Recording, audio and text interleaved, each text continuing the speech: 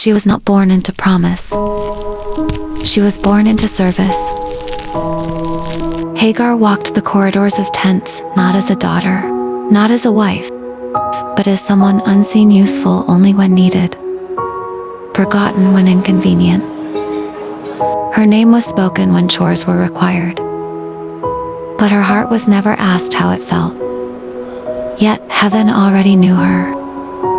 When decisions were made above her, Hagar was pulled into a destiny she did not choose. She carried life, but not honor, hope, but not security.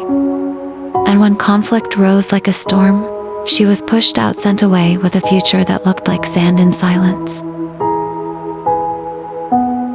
The wilderness swallowed her footsteps. No roof, no voice calling her name, no promise spoken over her by man, only God. And here is where the story shifts. Hagar could have cursed the heavens. She could have hardened her heart. She could have believed the lie that abandonment meant absence. But instead, in the place where strength runs out, she stayed with God. Not because life was easy, but because God was near.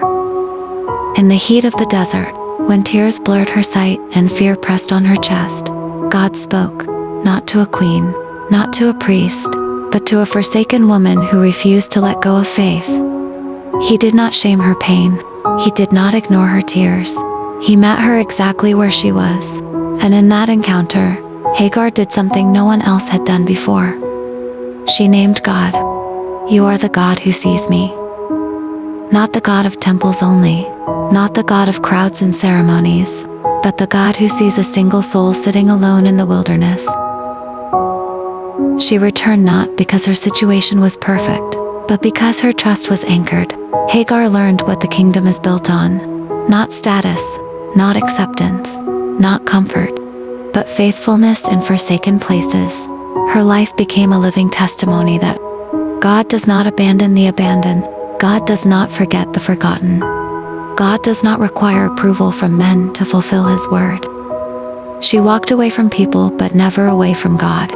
And that is why her story lives in the chronicles of the kingdom. Because the God who saw her still sees today.